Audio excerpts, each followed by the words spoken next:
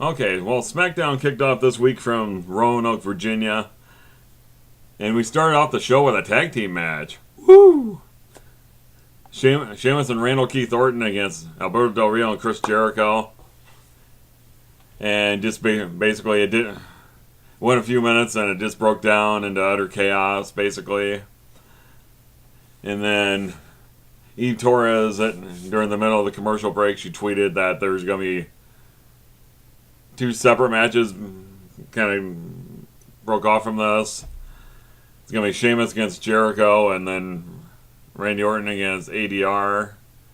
And it's kind of what you thought was going to happen when you have that kind of a finish and when you got the officials coming out there to break it up and that kind of thing. But, well, that's what you got. And then next you had a Divas match which looked like the set of the Jerry Springer show between AJ Lee and Caitlyn. AJ Lee just went balls to the wall and just pretty much dominated Caitlyn. She gets the one with a running knee strike but that's not even the best part of this because Daniel Bryan comes out there and talks about how I never thought you could be so ruthless, AJ, but I'm moving on, and I'd like to move on since we've had so much angst since WrestleMania. I'm moving on to Caitlyn.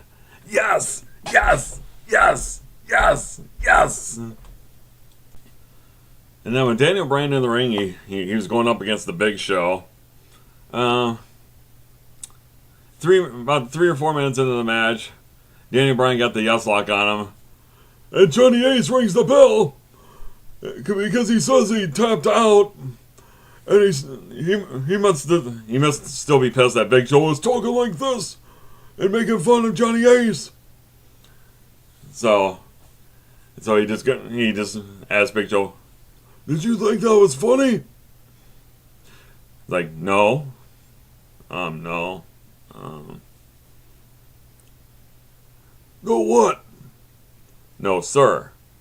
Well, I'm going to get an apology from you on Monday Night Raw, and you're going to apologize, and you better make it good. Okay, next you have Heath Slater in the ring, talking shit about his opponent. It's like the Wendy's poster boy himself. But I was just watching this, I'm just thinking, please let it be Ryback. Please, please, please, please, please.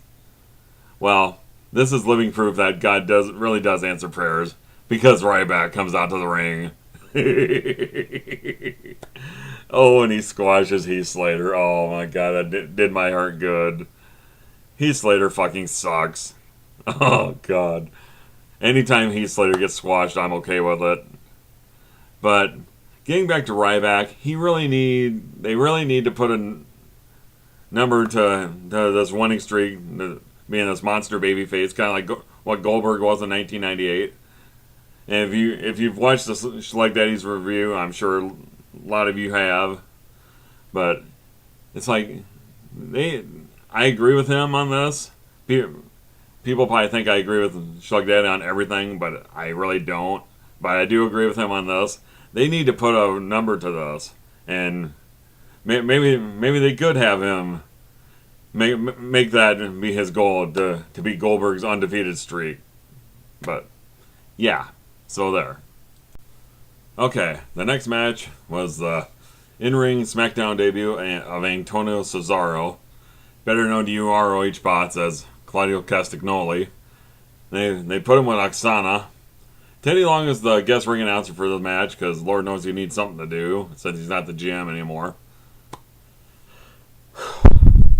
But he's going up against Alex Riley. Oh, come on, guys. We gotta do better than this. We need to be pushing Alex Riley, not de-pushing him. Come on. But anyway, if you're Antonio Cesaro, wouldn't you want to be with Oksana too? I mean, if you're a normal male guy, it's like, I mean, look at her. She's pretty damn awesome, if I do say so myself. But anyway, we're we need to get this going tomorrow night or tonight on Raw, depending on when you're watching this. We'll have the hashtag Push Alex Riley thing. I will have that in the description box also. But it'd be interesting to see what they do with Cesaro going forward. Okay, next you have the 1 hour main event between Randy Orton and Alberto Del Rio. Match lasted a few minutes. Orton ended up getting the win by DQ after Ricardo Rodriguez jumped off the top rope into an RKO. Then Del Rio attacked Orton after the match, and he went into the cross arm breaker, so he just basically trying to get rid of some of his competition, but this would lead into something later on tonight, which I will talk about later on. I thought, this next segment I thought was actually refreshing because they actually announced a tag team title match for the pay-per-view. Really? Wow. Boy, I didn't really see this coming, but it's going to be R-Truth and Kofi Kingston against the Jackoffs. Sylvester the Cat's favorite tag team, Jack Swagger and Dolph Ziggler. But since Ziggler beat Kofi on Monday night, it only made sense that Truth went over on Jack Swagger tonight, so it kind of evens it out.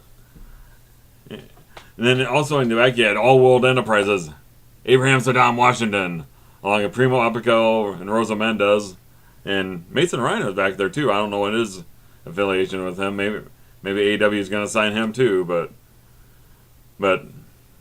is that possible? We might get the breakup of Ziggler and Swagger. Just a thought here, but could we get that? Then you get another tag team match between Santino Marella, the U.S. champion, and Zack Ryder versus Titus O'Neil and Darren Young. They did the Santino entrance before they went to commercial, and then when we come back, then you see Zack Ryder. And then you get the entrance for Titus O'Neil and Darren Young. Basically, when I saw this, I thought, no entrance for Zack Ryder means he must be doing the job, and which he was. O'Neil and Young get the win, they go over. They did the demolition finisher where one guy puts the other guy in the knee, and then you know what the demolition finisher was, but anyway, I was okay with them going over because I think they can be a legit tag team going forward, and who knows, they might be in line for a title shot in the near future. You never know. Then you had a backstage segment, backstage interview with Damian Sandow, with Matt Striker. I'm going to enlighten you with some knowledge about him. He was once known as Aaron the Idol Stevens, back in his OVW days. You're welcome. Okay, the next match you had Brodus Clay along with the Funkadactyls against Hunico. I still like what they're doing with Brodus Clay. No, he's not Brodus Clay like what Metal D says. I don't agree with Metal D on this one. But I like that they're having Brodus Clay, making him all kid friendly and whatnot, having him dance with the kids out of the crowd in the ring after the match. It's kind of reminds me of the old Junkyard, the late great Junkyard Dog, where he would do this with kids as well. So they need to make more kid friendly babyface characters. So I think they're doing that. They need to keep doing that with Brodus Clay, I think, and get him into a feud or something. That would be nice too. Then they showed the segment with Triple H and Brock Lesnar from a couple weeks ago. They showed him breaking his arm. Then they showed that clip from Monday night when Paul Heyman is out there speaking for Brock Lesnar, how he's done and he's quit. Well, the game, it's going to be on Raw Monday night. Presumably talking about Brock Lesnar. Oh, this should be good. Listening to God. And then you got to the main event with Sheamus against Chris Jericho. This match lasted about 8 minutes or so. Del Rio comes out from the backstage area. He ends up throwing Jericho into the steps, which caused the disqualification. And then he goes into the ring and attacks Sheamus and puts him on the cross-arm breaker. And then Randall Keith Orton comes down to the ring and starts beating on Del Rio. And then basically all hell breaks loose. Del Rio gets hit with the other guys' finishers, Jericho's code breaker, the RKO from Randall Keith Orton, and then the bro kicks by Sheamus, and then you had the stare down between Orton and Sheamus. Yeah, Orton is slowly but surely taking over his rightful spot as the number one guy on SmackDown, and that's how the show ended. Well, final thoughts. Yeah, you had a couple squashes with Ryback and Brodus Clay. Then you had about the 1 minute cat fight between AJ Lee and Caitlyn, and then you had a little bit of a build up to the pay per view to the Fatal 4-Way with Sheamus and Jericho and ADR and Orton. And then actually announcing a tag team title match on a pay per view. That's a novel concept. But anyway, let me know what you thought down below, and subscribe up above if you haven't already. This is Marvelous Mark signing off. Goodbye.